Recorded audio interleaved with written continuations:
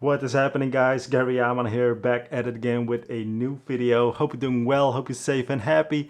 So in this video we're going to talk about the Sony A7 IV, and in this whole video I do want to mention that I will be comparing this as well to the Sony A7 III, and currently I'm now filming on the Sony A7 IV with the Tamron 28-75.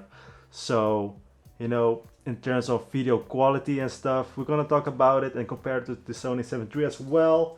And in general, if you're looking for a good camera, the Sony A7 IV is a great camera. It has all the needed features and specs and all those things. But if you are like me, you already have the Sony A7 III, not sure if this is really something that you need to upgrade to. But that depends on definitely on your needs and stuff. So here on this side of the screen you can see the highlight specs and the highlights of what this camera has. And in the meantime, I'm just going to share you the things that I really like about this camera. So what I truly like about this camera is of course the grip itself. And even though it makes it a little bit bigger compared to the Sony A7 III, I do like the fact that you definitely have a good grip on it.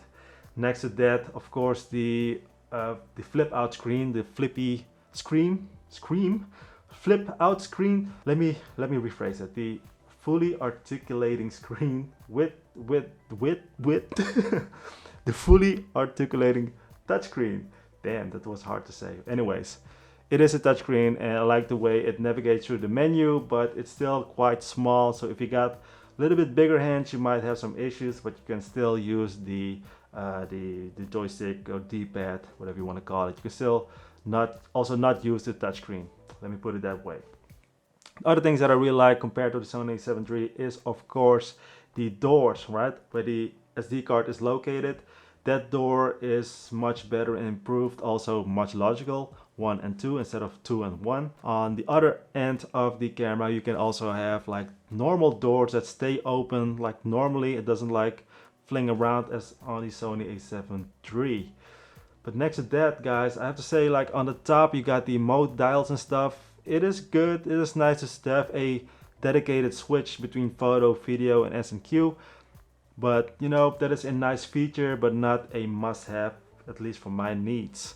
For my needs, at least compared to the Sony A7 III, the fully articulating screen is nice to film yourself. But in terms of photos making, it has some like downsides and upsides, of course, in terms of tilting and just looking at it from a certain angle, not having your camera like on this way and instead of front of you. That make any sense. But in terms of overall build quality, it is comparable to the Sony A7 III, just I would say 10% better. It has some improvements here and there. Oh, by the way, the viewfinder is also much better compared to the Sony A7 III, and just the screen itself is also much better, by the way, as well. In terms of color reproduction with the Sony A7 III, it was not reliable enough, I would say.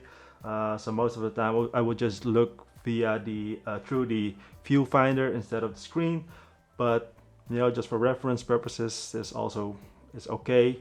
But with the Sony A7 IV, it looks better, much more detailed, much more colorful. On the bottom, we still got the battery compartment where we have the Z or Z battery still. And the battery life is, I would say, comparable to the Sony A7 III. So no huge battery drains or anything. There might be some overheating issues if you shoot in 4K 60, especially in hotter environments. Luckily for me, I didn't have that any time or any day of the moment. So, but I also don't shoot a lot of 4K 60. Yeah, so that's also a huge feature compared to the Sony A7 III, where you can shoot in 4K up to 30 frames per second. Here you can shoot 4K 60 frames, but you do have a huge crop in it. More on that on the image quality side of this video. But in general, as I mentioned before, it's like a 10 to 15% improvement compared to the Sony A7 III. Nice things to have, but not a must-have. Let's continue on to the image quality, where things might be more interesting for you. At least for me, it is more interesting. But here, I'm going to divide it to photo and video. Let's talk about photos first. So what I like about the Sony A7 IV in terms of image quality is that you do get some great image quality, of course. And I have to say, guys, if you have a camera after 2018, I would say the image quality from any camera after that is really good. So if you are not able to shoot great photos with cameras after they were produced after 2018 or 19, then it's all up to the photographer or the person behind the camera that is not able to create great stuff, right? So in this case, it's only 7.4. The image quality is top notch, guys. I'm really happy with it. It's nice for like casual things, but also really good for professional things. So it is a jack of all trades, I would say. Jack of all trades, master of none, they say, right? Something like that. I don't know. I just wanted to say that out loud. Anyways, image quality. What I like about this camera, or about the sensor at least, when you underexpose a certain image and you can just edit that without any noise, right? So you see here, this picture right here was quite dark. It was in the evening on the beach, so we didn't have any good lighting at all. You know, with this sensor, you can just edit it and it looks really good without no huge noise issues whatsoever, right? So I think that is a huge plus. And in general, the colors, you know, if you shoot in RAW, you can edit the heck out of your photos and it's very flexible. So in terms of image quality for photos, it is good compared to the Sony A7 III.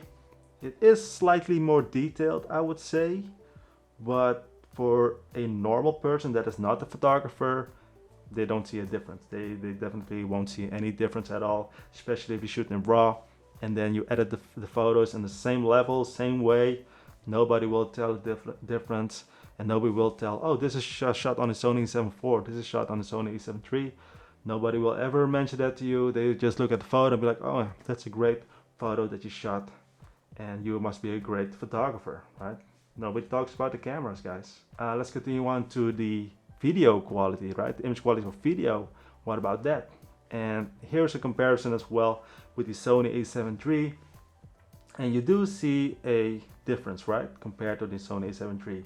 Where the Sony A7 III, I thought the Sony A7 III is much more inferior, like it has lesser quality. But looking at it from this image, and I think on YouTube, what you're seeing right now, I don't think you see a huge difference. Maybe a little bit in colors, but in general, the Sony A7 III still looks really great. And the way that I shoot with the Sony A7 III, even though it shoots in 8-bit, it's still really good. It's still very detailed, and in this little studio, I would say, it is still up there. And even with the Sony A7 IV, it's really comparable, right? Maybe the Sony A7 IV is more detailed, or the Sony A7 III is more detailed. It doesn't matter, it still looks good. So in the way that I see things, the way that I do things, for me, there is no huge difference, right?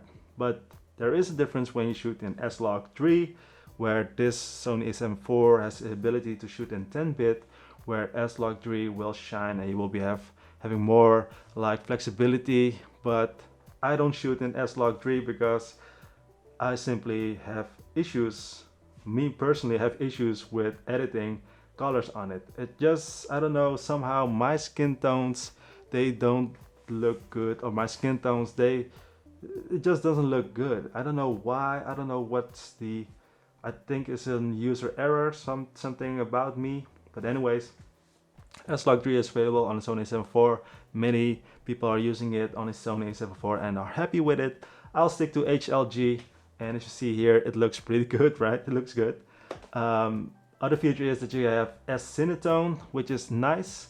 A baked-in image profile that you can use straight out of camera. You don't really need to edit it at all, honestly. It looks good. It has a nice organic feeling, I would say. Not that digital. That is the look that I really like. So yeah. Also, as I mentioned before, 4K 60 is there. It is nice to have, but it has a severe crop, as you see here. But it's still very clear and detailed. But yeah, this crop might be an issue for some. And I have to say, guys, it looks good. So honestly, it looks good. 4K looks good. 1080p looks good as well. No huge issues in terms of image quality. So as I mentioned before, if you have a camera after 2018, 2019, it's really hard to have a bad image quality. But yeah, in low light situations and everything, as you see here, it just looks good. No complaints whatsoever, if I have to be honest. Like real complaints, like, oh, this is terrible. No, it just straight out of camera looks good. Edited with a picture profile looks good as well. So yeah, 2 thumbs up, I would say. Let's continue on to performance, and that what I mean, autofocus performance and stuff like that, right? So autofocus performance in photo and video, of course, it has to be at least the standard on the Sony A7 III, right? It has to be at least the same. And in the meantime, I'm shooting this now and I see this little box on my eye and it just keeps on going, right? It keeps on going, and autofocus is reliable, it is fast, and depending on the lens, it is very snappy as well. So no complaints in autofocus for both photos and videos. It is just up there, very high quality, reliable, no issues whatsoever. You get some tracking abilities, you get some smart features as well. But for my usage, the way that I use things, the Sony A7IV is very reliable in terms of autofocus. It is a better camera, of course, than my trusty old Sony A7 III. But you know, I know, should I upgrade it? Yes or no? If I was to upgrade it, I would still use it in the same fashion, you know, and the way that I do things, I don't see a huge improvement of things that I do with my Sony A7 III compared to the Sony A7IV. What I do like, of course, is the flippy screen. But other than that, guys, you know, I don't know. I don't think I will upgrade it. You do have more stability options, so that is a nice feature. But as I mentioned, there are, like, if this is the Sony A7 III, let me put it this way. If you already have the Sony A7 III and you're very happy with it, how it looks and what you're doing with it in terms of like the actual image that you're producing for both photo and video, then there is no need to upgrade it, right? But if you want to explore more things in video, especially video in 10-bit, 422, S-Log3 and all those stuff, then of course get yourself the Sony A7IV and you'll be happy with it.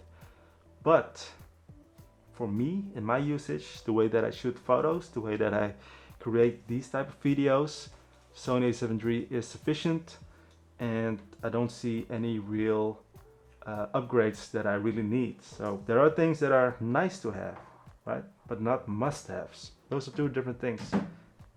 Nice to have features and must-have features.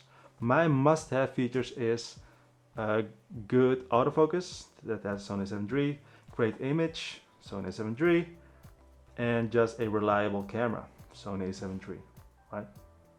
Nice to have features, a flippy screen, touch screen, and 4K 60, and the ability to shoot in 10-bit 422. That is on the Sony A7IV, so it really depends on your own needs. And my needs, they are quite basic, so that's why I still run my trusty old Sony A7 III. But it is still a nice camera, right? The Sony A7IV is a great camera if you want to create content, or you want to be a professional photographer or anything else. The Sony A7IV is definitely to go with if you have that budget as well.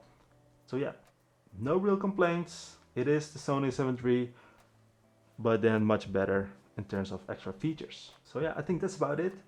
A different type of video maybe, but you know, as I mentioned, it really depends on your own need, and that's why if people are asking me for camera advice, it really depends on your own needs, right? It really depends on what you want, how you see things, and how you see your end result. If that make any sense at all, by the way. Anyways, if you got any questions about the Sony A7IV, let me know in the comment section down below. And as always, I want to thank you for watching this video. Stay safe, stay happy, and make sure to subscribe to the channel, by the way. That will be highly appreciated. Alright, thank you, that's all. See you in the next one. Stay safe, stay happy. Good luck.